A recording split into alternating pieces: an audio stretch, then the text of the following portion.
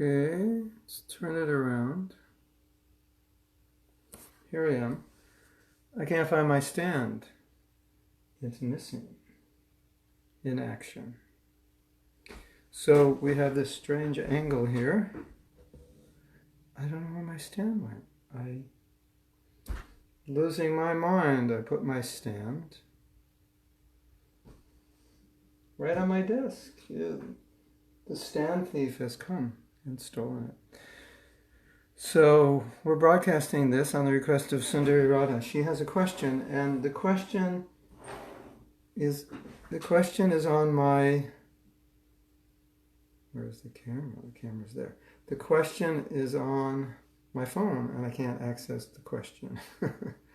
So we're waiting for Sundari Radha, and she can tell us. And while we're waiting, I'm going to set up the recorder and try to figure out where in the world my stand is. Because I put it right there.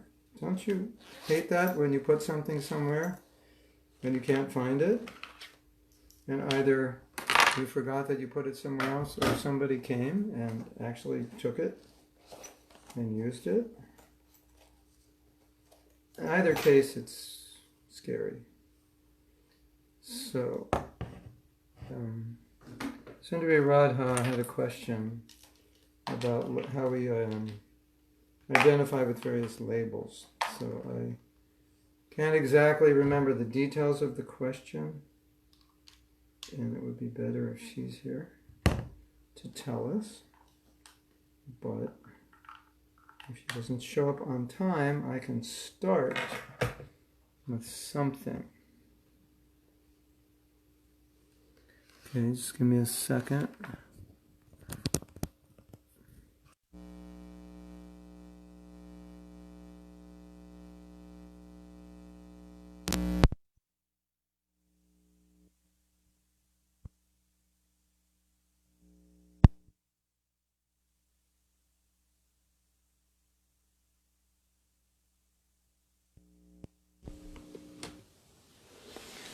Okay.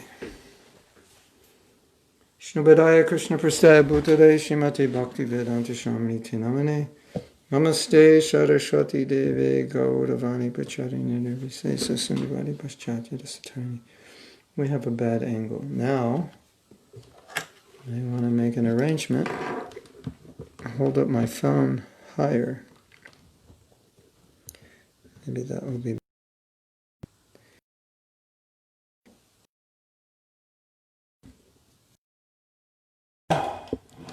If we can do something better. Sorry for this. I was just doing it, so I didn't really have time to prepare. Didn't... we're getting better. I didn't plan on not having my stand. Okay, now we're having connection to Krishna Chait. If we continue to have connection... Hold on. Connection problems are interesting. Hold on a second. I have to...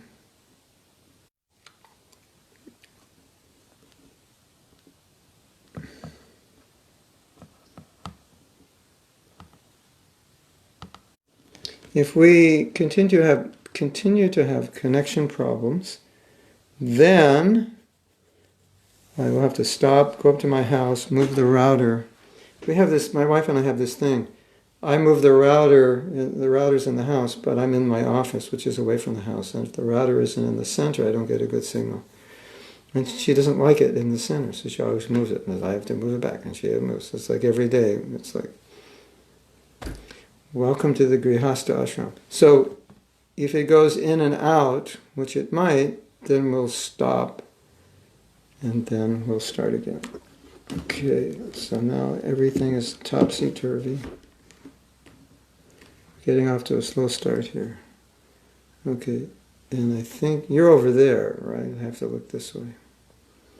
So, Sundari Radha wanted to talk about labels. Sundari Radha, are you here? Because I don't see There we go. I'm sorry. This thing is gonna continually go up and down and off and fall over and where did I put it? I just can't remember. That's frustrating.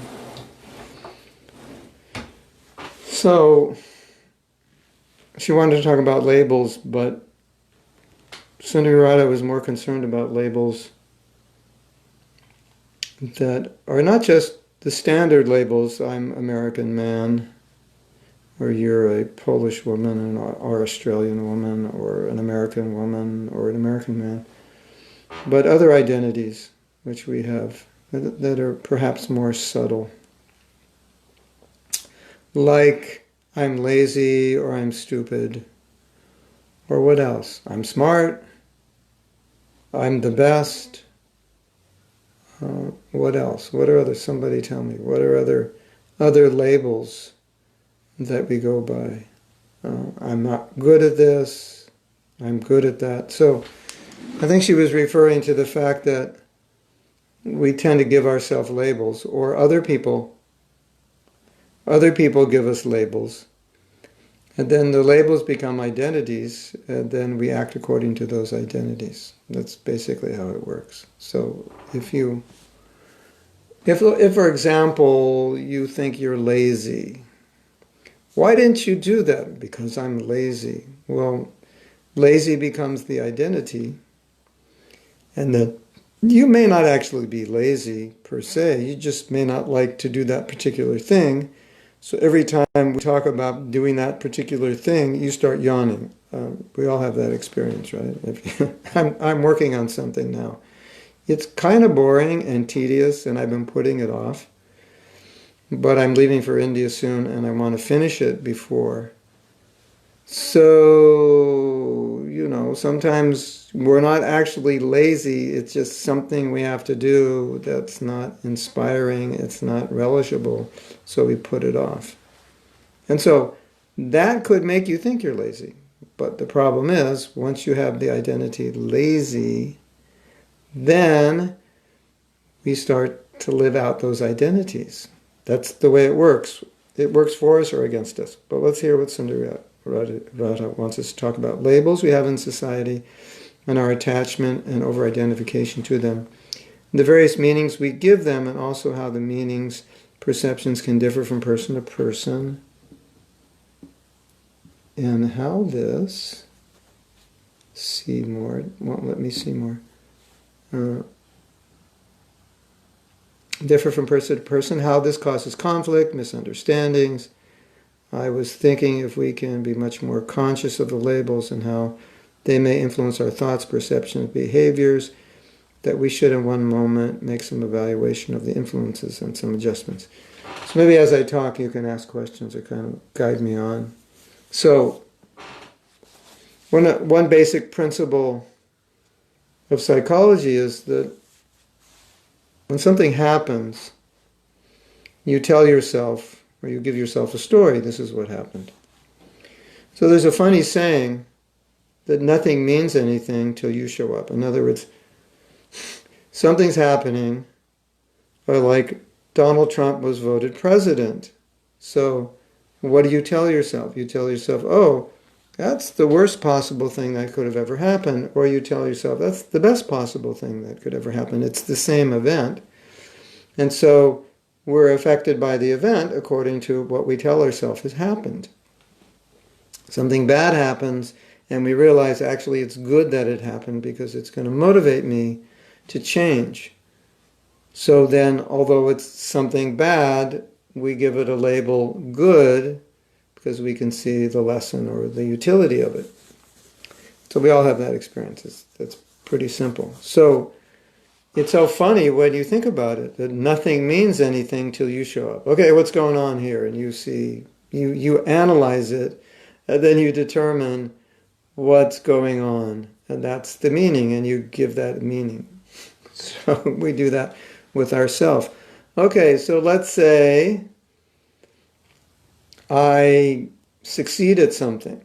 And then I become very proud and I think, "Well, I'm better. I'm so good. I'm better than most people at this, or I'm so successful. I did this and you didn't do this. So that means I'm better." So then you become proud. Or so you have a label. I'm good. I'm better. I'm great. I'm the greatest. Or you fail at something and you have a label. I'm a failure. I'm stupid. Whatever it is, as we were saying, I'm lazy. And the problem is, if you get the wrong label, then you act according to that label and you have the consciousness of that label. And so you start to identify, you become that label. That becomes an identification. And so if you think about it, and it's probably easier to think about other people, but if you think about it, you can see other people. If you say, "Can you do this?" and they'll say, "No, I can't because I am blank." So then the label comes. "No, I can't do this because I'm a woman," or I'm Polish and we can't do that in Poland, or I'm a this or that, or I didn't graduate college, so I'm a university dropout, so I can't do that. So so we tell ourselves some story, we get a label, and that puts kind of limitations about what we can do. There's some stories in our scriptures about this. And one of the ones that I like, it's so interesting. Maybe you've heard this story. When a bull is young, they tie the bull up with a rope to a pole, and then the pole goes around the pole.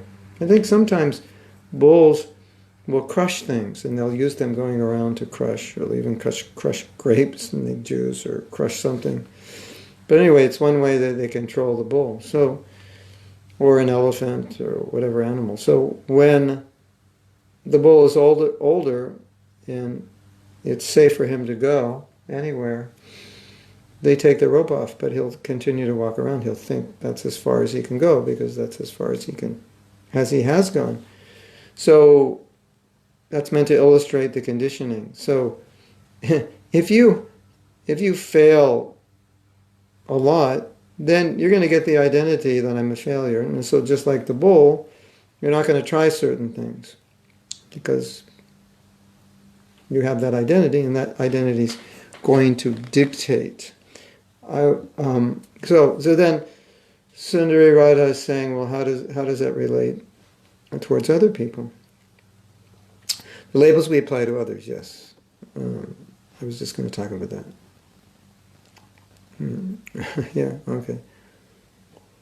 Okay, so Sundari Radha is saying, well, labels come with expectations. Okay, you're my father, or you're my guru, or you're my daughter, or you're my son. So expectations aren't bad. The problem with expectations is that sometimes you don't explain your expectation to another person. Well, if you're my wife, I expect this.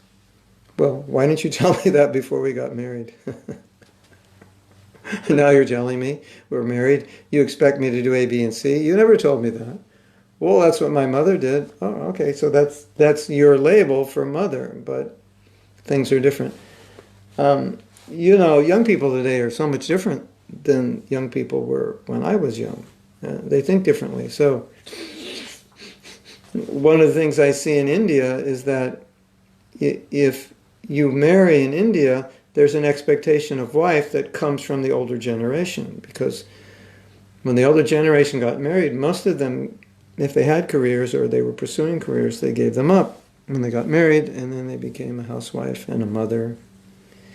And they were doing a lot of cooking and cleaning and so forth. And so now, when girls get married in India, a lot of them want to pursue their career, but the mother's label for the daughter-in-law is, no, now you help me take care of the house. I've been taking care of the house for 40 years. Now you're here. You do it, and I'll assist you. And that's what I did when I got married. I assisted my mother-in-law. So, it's normal that you would think that way. So you have, but the problem is, as I said, we never check in with the other people. Does this label fit? Like, as a spiritual master, I can see that some people have certain expectations for a spiritual master, that spiritual master equals problem solver. So anytime you have a problem, don't worry, just send a message to your spiritual master and he'll solve it. Although he's actually already solved your problem through his instructions, but you may think, well, I can just ask him, he'll solve the problem. Or maybe he'll solve it, I don't have to do anything, something like that. So, in a sense, that's true, but in another sense, he's doing it through his general instructions and through your service and through your own efforts in Krishna consciousness to solve your problem. So if you can be successful.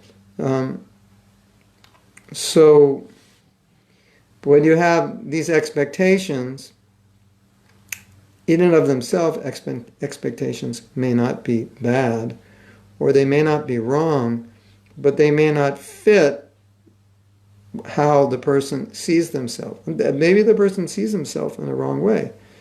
And maybe your label is actually the correct label and they have the wrong label. But to assume that they would have your label, that's a mistake. To assume that all wives or all husbands or all men or all women or all gurus or all sons and daughters should be a certain way is a mistake. There was a man who said, when I had my first child, I had a very clear theory about child raising. I had one clear theory. He said, now I have 5 children and I have 5 theories. Obviously because each child was different. So that has to be taken into consideration also. But, so labels for ourselves and labels for others. I want to put my finger here. I have this camera backwards. So where is the camera? It's there, but why is my finger? Anyway, I'm sorry. It's just, when we use the label, I can't do this because I'm a woman, doesn't that have some relevance to it? There are definitely certain things women can't do as opposed to a man. There can be physical limitations also, which may hinder us. Yes, but you can do it. There are many, many women who want to be like men, and women can do a lot of things men can do, but the question is, should they do it? I mean, there are women boxers, wrestlers, they could destroy a lot of men, but then the question is that the right thing for them to do? So, and then, so there's 2 aspects. In other words, I see the problem, at least in our movement. Maybe this is true everywhere in the world. Women can do a lot of things that men can do, and they can sometimes do a lot of things better than the men, and they can obviously do things men can't do. So the question is, if they can do it, should they do it? Because sometimes I see that although they can do it, the men don't like them to do it, and so it creates a problem, or the men's ego gets bruised because the woman's doing it better, or they want to be in control, or whatever. So that's another issue. So you might say, as a woman, I can't do this because I have physical limitation. Okay, I think that's obvious, if that's true. But then there's the question of, well, what's your label as a woman? How do you define a woman? Because you might be able to do things that men do, and maybe even do it better, but in some situations that may not work. It may disturb the men, as you've probably seen. I know men in our movement who really don't like it when women are in charge, and it's not because the women are not capable. They just feel socially it doesn't work well within a religious movement. Now that's their opinion. They're entitled to their opinion. Maybe in some cases it's true. Prabhupada wanted to make Jamuna a leader at GBC, but when Prabhupada thought about it, he said, she's capable, she's qualified, but the men won't accept her. That was 71. And our movement didn't have any leaders on the highest level who were women. So Prabhupada said, yeah, she could do it, she would do a good job, but the men won't accept her. So August, autofocus keeps, yeah, that's the problem. I wonder, I was just thinking today, can I turn off the autofocus on this camera? This is a Samsung S8. So Nirmal Chandra, can you find out? Is there a way to turn off the autofocus? Because it seems like a lot of things on this camera are just, they are the way they are. And maybe there's apps that allow you to do it. Because, yeah, because I'll move or the sunlight is coming in the back and it always does that. It's just what it does. Yeah. So, Krishna Karshani says, the problem is that we're giving people labels and we don't let people change. By that I mean, whoops. Someone, whoops, I have to.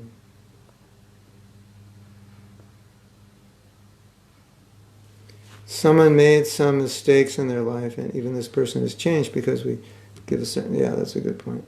Well, person has changed because we gave certain labels, and then we see this person, the label of the person who made the mistake, I'm not sure, yeah.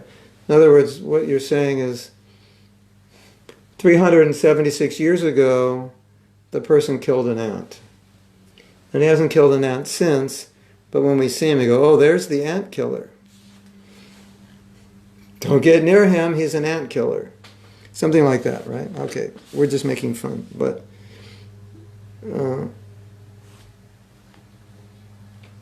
yeah, so it's very, very true. And in studies, they say, if you rectify a mistake, I don't know how many years it takes, but it takes a few, like 3 years before people will start relating to you and treating you as you are, as opposed to as you were. They will still treat you as you were for many years. They will still evaluate you as you were for many years. Human psychology is like that. So prejudice comes. Labels, yes. Well, they did studies. It's kind of sad. They did studies. And they showed pictures of white people and black people. And they'd ask them, who do you trust? And they would say, the white person. But the sad situation was they had African American children doing the test. And the African American children, the black children, said, I would trust the white. And they say, why don't you trust the other one? And they would say, because he's black. So, even amongst the black people, some of them have labels based on how people have acted in the past. And, it's hard to get around that if you have bad experiences with a certain ethnic group. Naturally, you will give them a label, or if you don't give them a label, somebody will give them the label, and then you'll adopt a label, right? And maybe in some cases the labels were well earned, and so, we call so-and-so a certain thing, but so-and-so is that. So-and-so, wherever so-and-so goes, he or she creates trouble. So they've earned the label, here comes trouble. And in that sense, there's no prejudice. It's just a fact. They create trouble wherever they go. So we can call them Mr. or Mrs. Trouble in our minds. So sometimes labels protect us or defend us or objectify what's going on. If you have a tracking AF in your... But this is on Facebook, so I don't know how this camera is affected. If I go in and change my camera settings, yeah, autofocus. Yeah, I'll look at it. I'll see. I have to see if there's autofocus. Yeah. So then the question is, well, when is the label useful? And when is the label not useful? Or when is it harmful? Well, if you have a label, if you label yourself as someone who's determined, who's going to find a solution, who's going to make things work out, that's good, because that label will cause you to do that. If you have a label, I'm a loser, nothing ever works out, then you'll probably seek out situations to fail Because what psychologists tell us is if you think that way, you'll seek out situations to verify or validate it. So if you think, well, I'll never be successful at this, or I'll never be good at this, or whatever. The problem is that your subconscious wants to make that a reality. And so it'll seek out situations where that becomes true. That's unfortunate. Of course, it's fortunate if you do the opposite. Say, yeah, I make everything successful, things always work out, and that's how you believe, and then your subconscious will make that appear in reality. I'll find a solution, we'll make it work out, we'll build a team, the money will be there, whatever it is. I'm a go-getter, I'm a doer, I'm a problem solver. Then you'll tend to live in that identity, and then those things will tend to happen. Things will tend to fall into place. And I know many, many people are like that. Problems don't bother them. I'm a problem solver. It's just like that's what I do. I solve problems. I make things happen, and they never have any hesitation or doubts about making things happen. And because they have that identity, of course, that identity may be earned because they're always successful. And obviously, it's easier to develop a positive identity if you have a lot of ways to validate that. And that's also why we develop a negative identity, because we have a lot of evidence that, no, I'm a failure or things don't work out. But the problem is, what came first, the egg or the chicken, or the egg or the chicken or the egg? Because you may be already thinking that way, and then because you're thinking that way, it creates the problem. And then when it creates the problem, it validates that identity even more, and then it becomes firmly fixed identity. And so then things happen in those patterns according to that identity. I never win, I always fail, nothing works out. So that could have been an identity you came into the material world with, and then events started happening to validate that, and as that identity was validated, it became stronger, and the stronger you had it, the more you had the events. So you get caught up in this cycle. So to get out of the cycle, somehow or other, you have to break the identity. You have to go against the grain and say, well, how can I break the identity of failing? Because I always fail. Well, if you want to stop failing, you have to develop a winner identity. So you have to fake it till you make it, yeah. It's just how it works, fortunately or unfortunately. So, what do we have here? One more thing that sticks in my mind all the time, and it's something you talk about all the time, is to accept others and accept yourself for where you are. And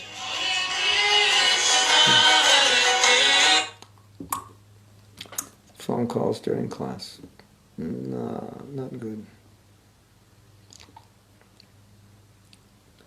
I'm going back.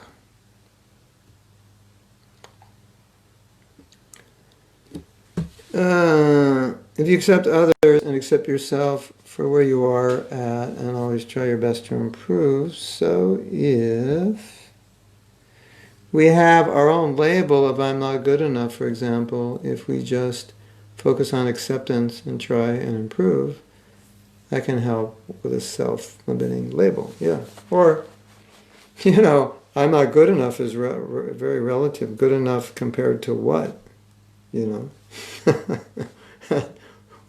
Who decided who you should compare it to? And, the thing is, Krishna created us all differently, so we all have, we're all good at something. And, some people are good at, addressing the mass, like speaking to millions of people. Some people are good one-on-one. Some people are good with children, teaching young kids. Some teachers are good at teaching gifted students, or dealing with PhD students. They may only be dealing with a few PhD students. That's their job. So some people are good at counseling people who are near death. It's like, so we're all different. So It's true. We have to accept where we're at. At the same time, we can be different. We can be better. We want to examine, well, do I have labels that are undeserved, and I'm just giving myself that label? You know, sometimes labels are comforting, because if I give myself a certain label, well, I'm not that smart, so that gives me, excuse for failure. So when I fail, I don't feel bad, because I've given myself a label that allows me to fail without pain. What did you expect? I'm stupid. I told you I'm stupid. Or I'm not good at this. I told you I'm not good at this. Or I told you I'm lazy. You expected me to do this on time? It's not possible. I'm lazy. So, sometimes we use labels as excuses for failing to soften the ground when we crash. And so it's kind of like we're expecting to fail. But let's soften the ground, and I'll just identify myself as stupid, unskilled, or a failure by nature. Yeah. It's like, everything's fine. I just failed, and it's okay. So there is a balance there, because you don't want to betray yourself. You don't want to allow yourself to be less than you can be, and you don't want to beat yourself up because you want to be more. So I think the key is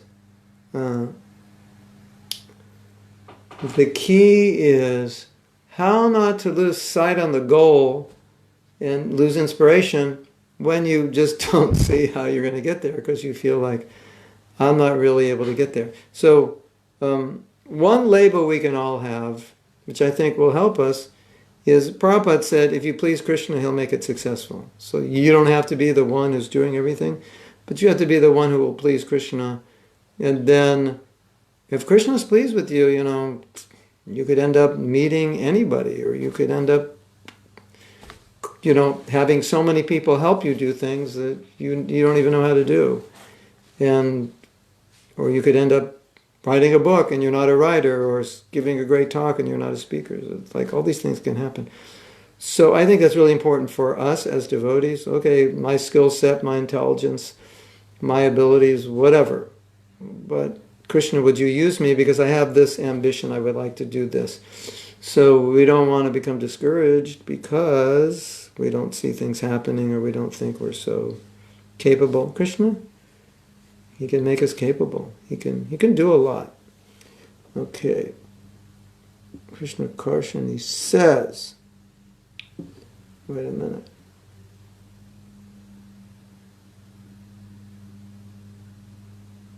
We see in ISKCON also, some of Srila Prabhupada's disciples made mistakes in the past, but now they are different. People right now, they feel sorry for the mistakes, but some devotees see those devotees through what they did 1,000,000 years ago. Yeah. They killed the ant 346 years ago, and that's still being publicized on Facebook. You know how they, sometimes there's a public figure and they say, yeah, when he was 20 years old, he got drunk and he, inappropriately had dealt with a woman. Yeah, well, so, like, how many people in the world were perfect when they were 20? So it's like if you investigate anyone's life, you're going to find so many things wrong. But look at them today. Wow. And you might say, well, today they're better than they were, but they're not that great. Yeah, but just think how horrible they could have been. They could have been much worse than they are, right? So we're always looking at people in terms of how we'd like them to be. Why don't we look at them in terms of how much better they are than they could be? They could be much worse, right? Okay, we're going to hear from Wilfred, because Wilfred has experience. As far as racism, we are trained to think negative things about people who are not like us. Yes, that's true. And if you just, as devotees, we don't want to be prejudiced, but prejudice has been programmed into us. So,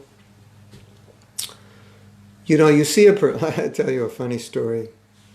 This was right around the time of, this was at the time of the war in Afghanistan, and I was traveling in my plane. I think it was going from Israel to somewhere, maybe India. And my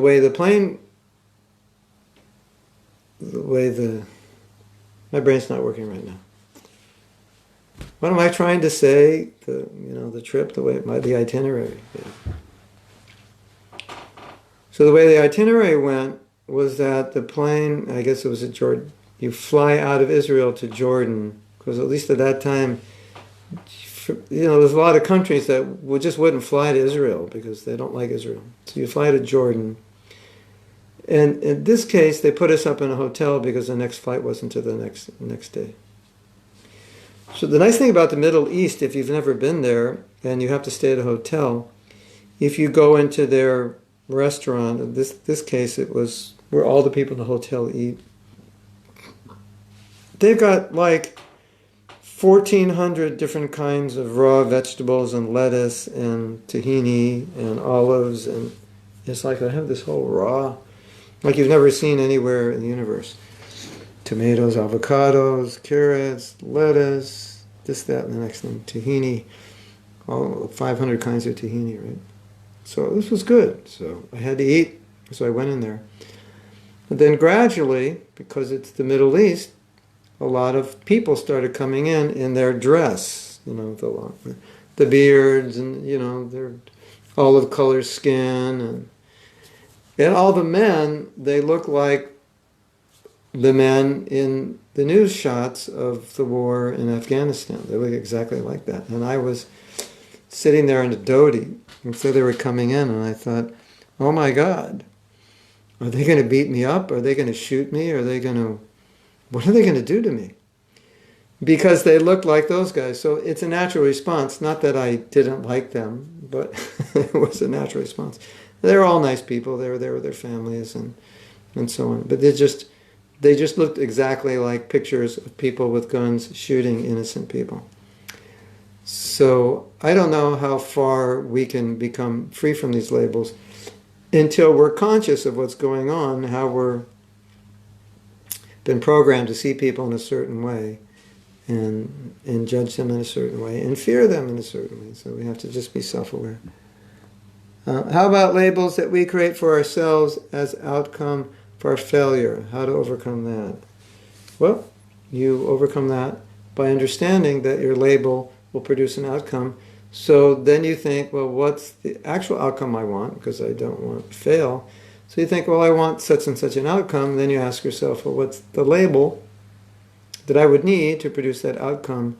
And then try that label on and try to become that label. And that takes practice. It's like you've earned your label, so now you want to try to earn a better label. And so put on the new label and try to think and act according to the new label. I can do this and so forth. I can be successful. We want to hear from Wilfred, because Wilfred is situated in a body that is black. So he's going to tell us what it's like. Sometimes I think, it'd be all good for all the white guys to paint themselves black and just go out on the street and see what happens. Wow. It would be interesting. I think people do that, don't they? Okay, being in a black body, I've experienced the expectation of being a lazy, less intelligent person, and maybe I am, but I doubt it because of the color of my skin. Unfortunately, many black people internalize these labels as true and do fail in life, yes. Well, Fred, it's good to have you here, because if a white man said that, he might be getting death threats. But also, having spent time in South Africa, the black South Africans have told me something similar. It's kind of it's a mentality. Well, they say in South Africa it's a little different. They feel entitled, and so they don't do much. They feel like they suffered for so many years.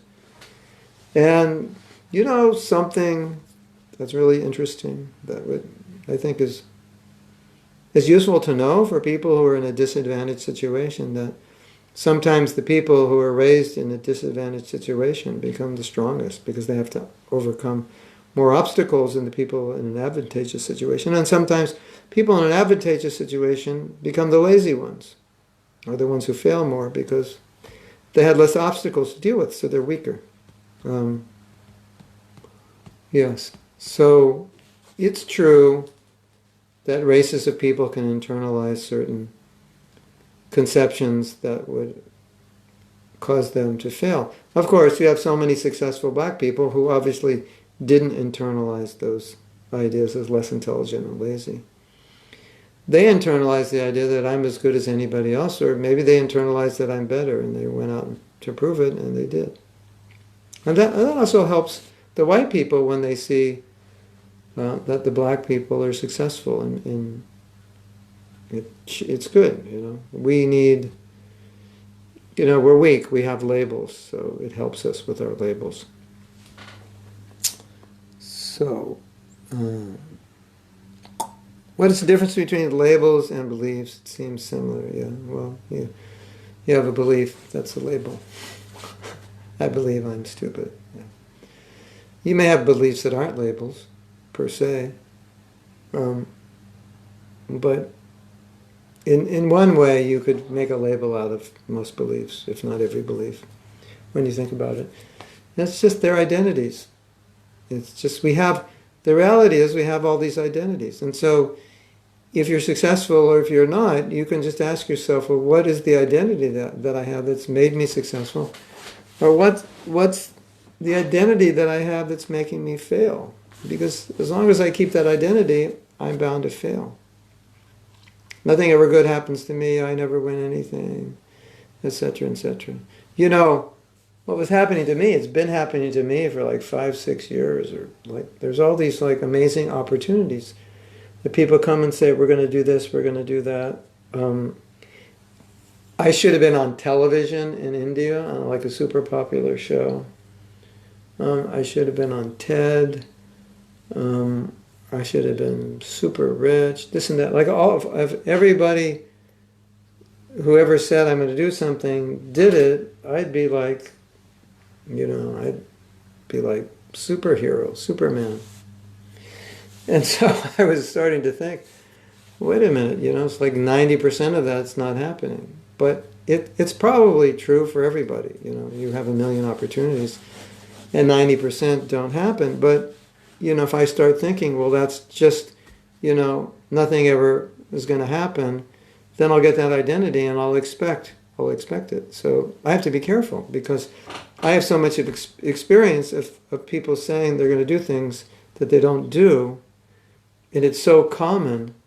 And people say things that they are going to do and they do that also. But some really big things never happen. And so I have to be careful to not allow myself to adopt that label. Or maybe I already have that label, that I'll never be super successful. Who knows? Maybe it'll be uncomfortable. I'll be too busy. And so forth. So one of the things you have to be careful about is when things are happening, not to adopt the labels based on what's happening. Oh, we tried to do this, we failed. We tried to do that, we failed. We can't do this, we can't do that. Maybe that's true. And maybe you just have to try harder. Maybe you did it the wrong way. Or maybe you just think, now you're a failure. So, you know, be a little careful about that. Sundari Radha says, beliefs are more individual. That is, I'm not good enough. Labels are more global.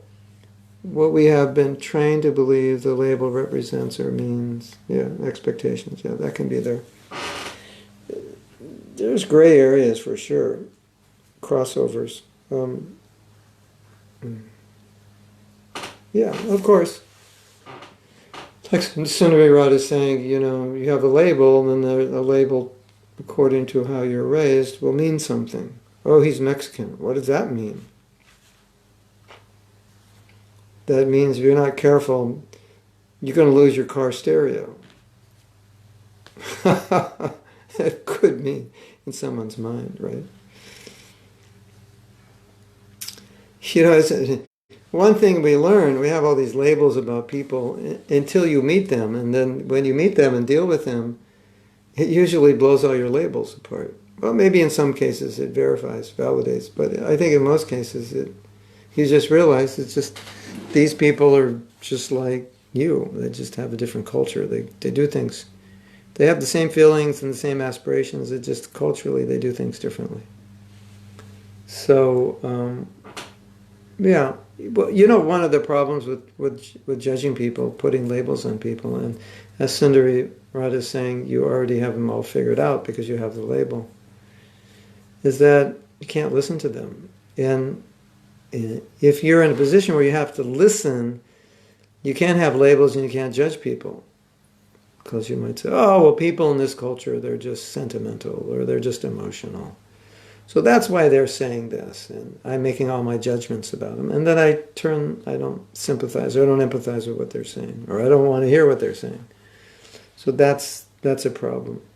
Or like Wilfred's saying, you generalize, well, this race of people, this is how they think. And so then I read that into what you're saying, and it may not be true.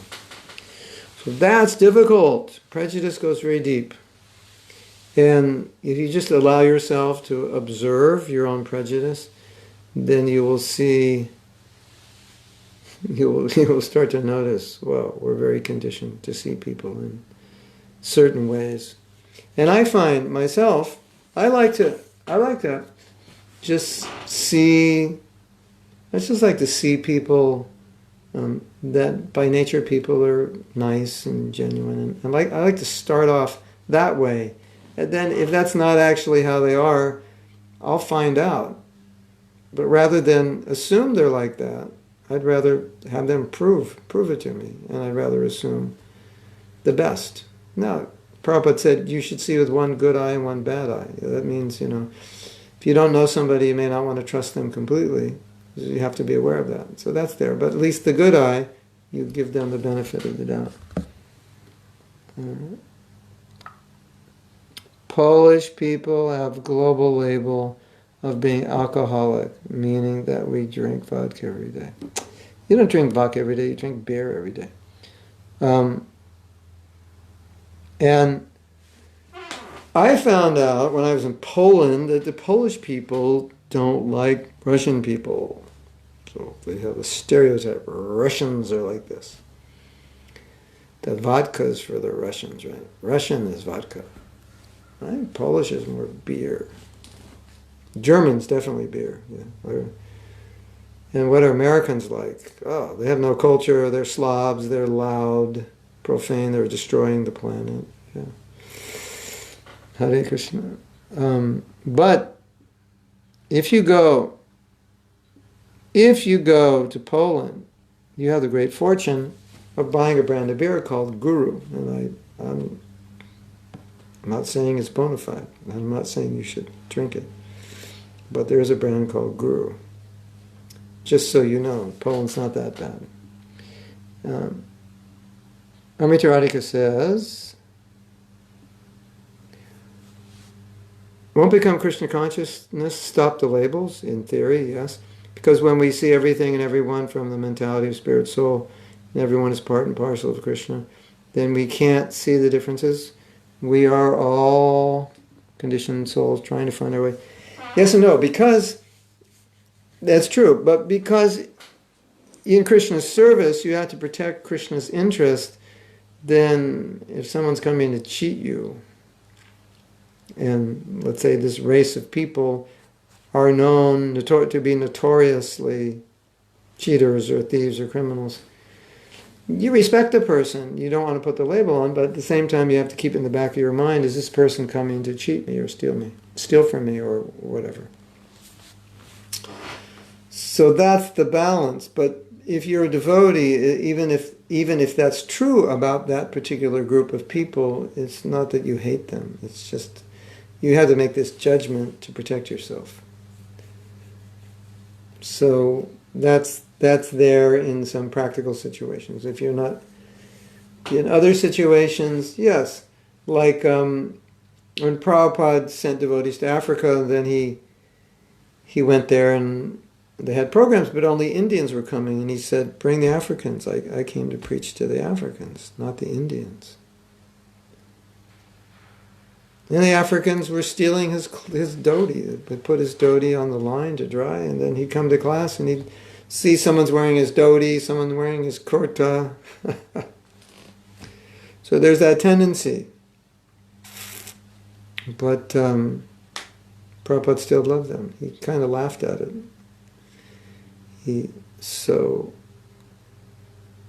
But still, you can't just allow people to come and steal everything. If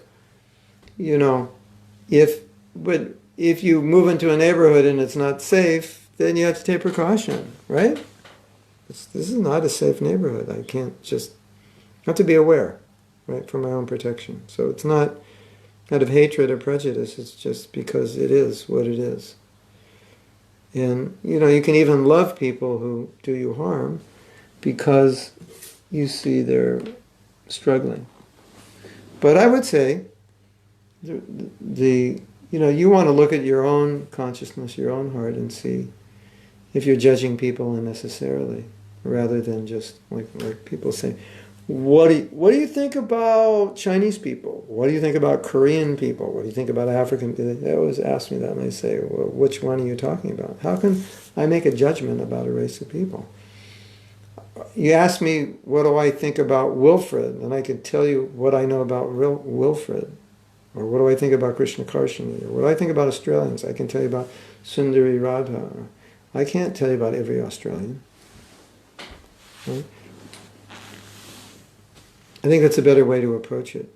And so, yes, and if some Australians are like this or like that, and to observe it and state it is not necessarily having a label or being prejudiced or whatever. It's just to state a reality. And sometimes in preaching you have to state realities. This is how it is. Or this is how it was. But it doesn't mean you dislike the people or you're labeling them. It's just you're repeating events in history. This is how it's been. Well, or like, let's say, the Mughal rulers, most of them came in to destroy Hinduism. That's just a fact. Not all of them did, but that was their mission, to turn the world to make the world Islamic. And so that's what they did. So you're not criticizing them, you're just stating what they did. And stating the facts of how they did it. Yes? I noticed we're giving labels to devotees, meaning if a devotee cooked few times a good feast, so he's a cook. And always devotees asking this person to do a feast. And now I'm asking this person,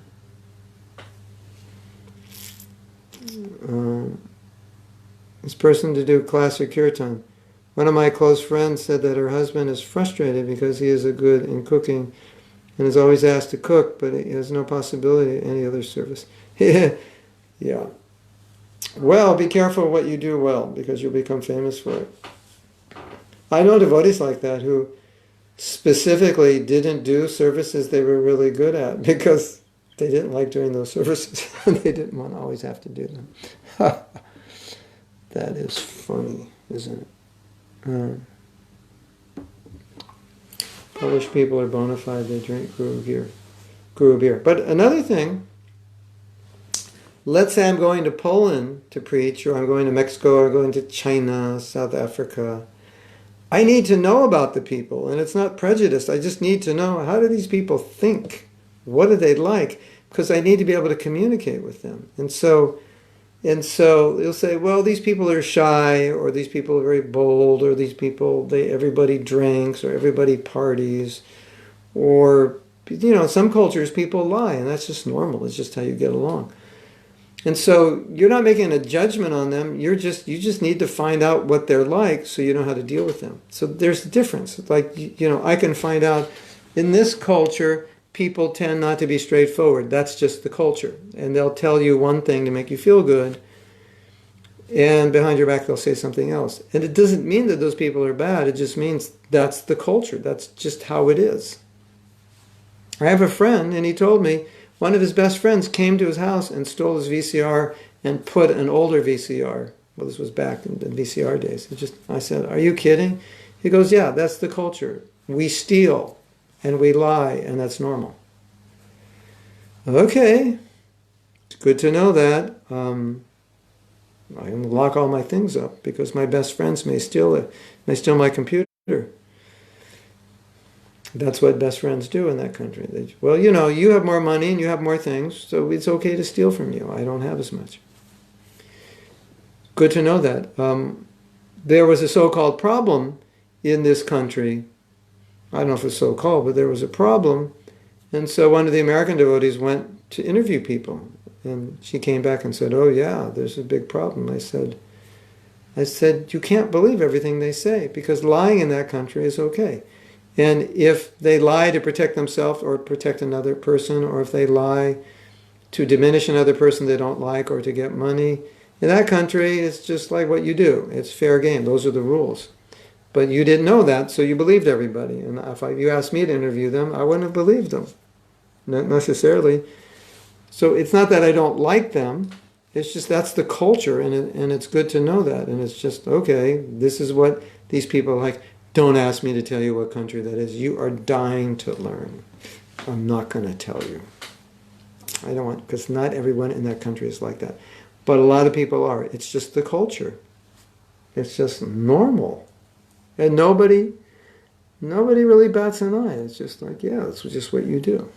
Right? Or like, you know, like in business in India, if a foreigner comes, then the price goes up 5 times. That's just normal.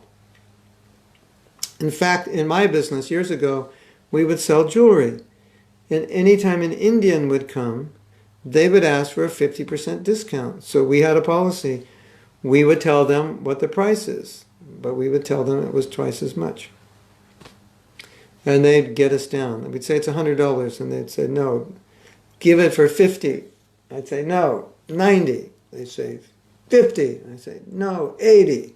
And I go, if you don't give me 50, I'll go away. And then I would fake crying. I go, oh, you're torturing me. I'll give it to you for 50. And they were so happy.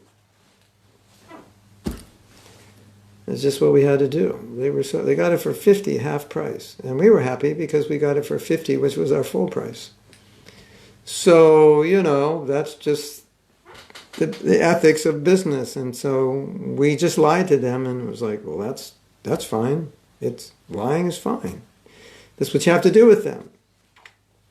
You know what I mean? You know what I'm saying? So that in some cultures, it's like that. We'll just jack it up 2 times or 5 times, and then you'll get your price. You'll get a little more, and they'll feel good that they got a deal.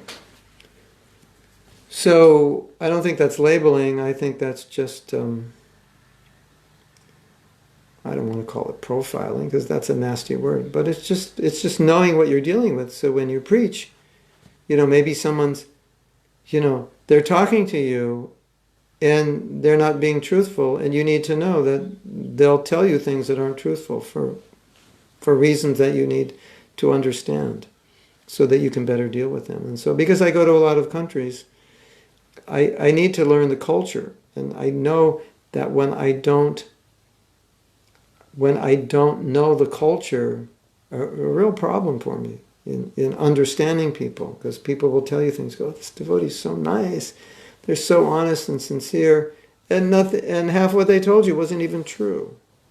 Or they tend to blow things out of proportion. And you know what I'm saying? I think you know what I'm saying. All right.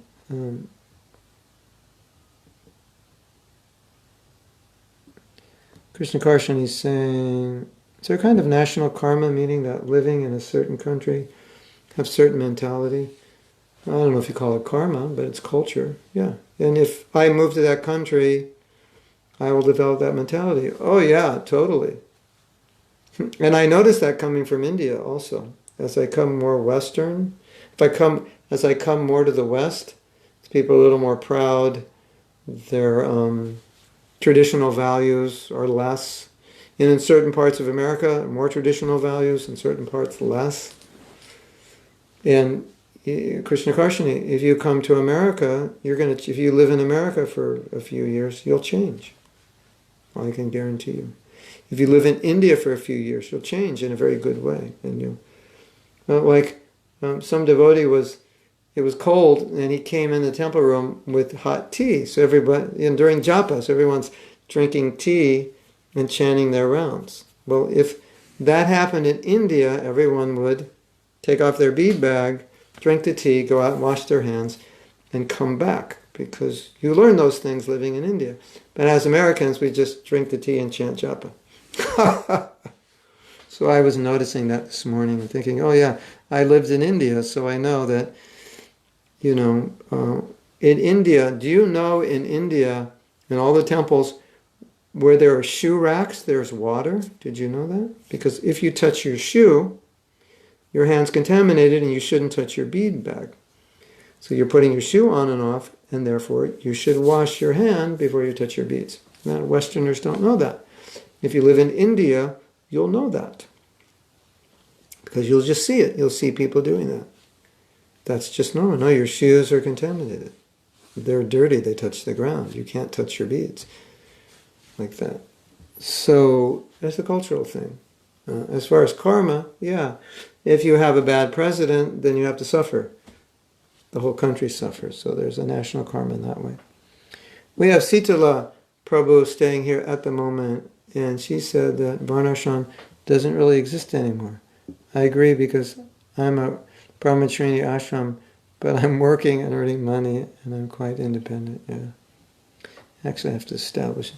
Can you please share your thoughts on the labels we have on Varna and ashram? Well, I can tell you one thing that's really funny about, well, we have one label I think a lot of women have is false brahmachari. You see some rough, tough brahmachari, really austere, and you look at him and go, and the women look at him and think, no, he's not a brahmachari.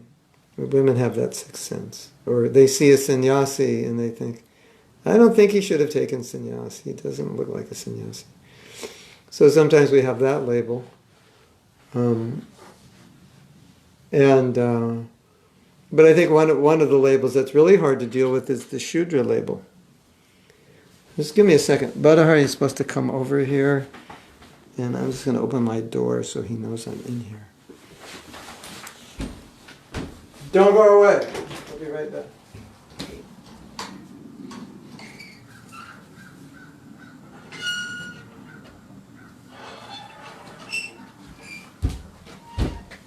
Now it's even more bright and beautiful. Should we go outside? Should we give class outside? Let's try it. I have to hold the phone. But hold on. It's so nice outside in this. Oops. Let's see if we can do this. So, Shudra. Shudra is the problem. If I say you are a Shudra, then how do you think? How do you feel? I'm going to walk around. So, if I say if I say you are a Shudra, how does that make you feel? Makes you feel like doesn't make you feel very good, does it? But if you work according to our philosophy, if you work for a company, you're a Shudra. Whoops. Yeah, I lost you. If you work for a company, you're a Shudra. Do you know that? That's the definition of a Shudra. Brahmins are not employed. Kshatriyas are not employed. Vaishnavas work for themselves, and Shudras work for others. So, that's just the reality. Yeah. So that's a label that has and Shudras have very good qualities, and they're very devoted and dedicated.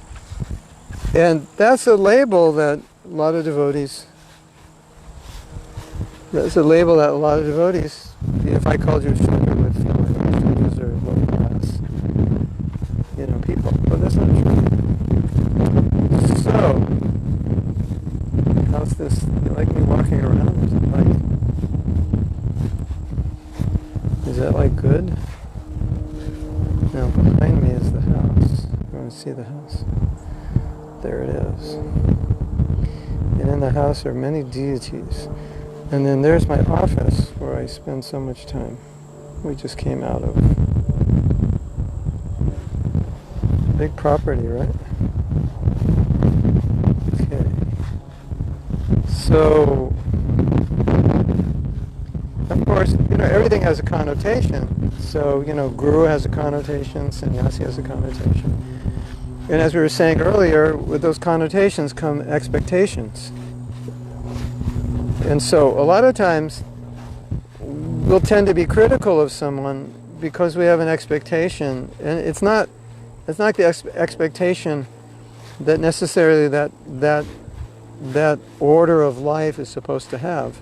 Or it's not necessarily the expectation that person has given for himself. The sun is over there. That's better. That's better, right? So sometimes we have a problem because our expectation for a person and their expectation is different. And so if you have an expectation, the wind is blocking your voice. How is that possible? There's no wind. Really? So, yeah. So, you should make sure your expectation is realistic. Because we can become very critical. Yeah, maybe I have to put on a windscreen. Okay, we'll go back in the office. Then I'm going to sit over here, see how this works. Sit on my couch here and do it this way. I'm just checking the light out this way. I think that's better, right? Better? If I go here, I can't go like that. Yes. This is my office. Are you getting a tour? It's my desk.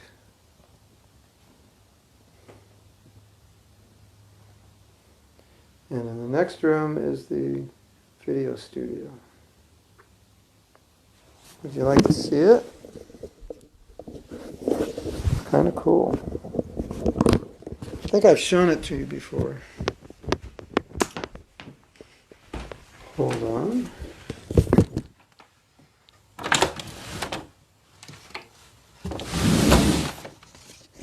I'm walking backwards so you can see me. So here we have the lighting. We have, I can't see what you can see. See the camera? Where's the camera? No. Camera's here. I don't know what you can see. Yeah, there's the camera. There's a backdrop. There's another backdrop, white backdrop. There's all storage. It's a nice facility. Achyuta. Hare Krishna, excuse me. Okay. Oh, you're here. Come, yeah. Badari's here. Say hello. Here, say hello. Who's this? This is our live class. That's me. It's our live class. But we're in end class now. Huh? This is Australia. Oh, hey. Okay. Hey, Krishna. Okay, we're going to end. Haribol. And tomorrow, 8 a.m., we're going to have class. So, we'll see you then. Is that okay? Srila Prabhupada ki jai. And, yes. Haribol.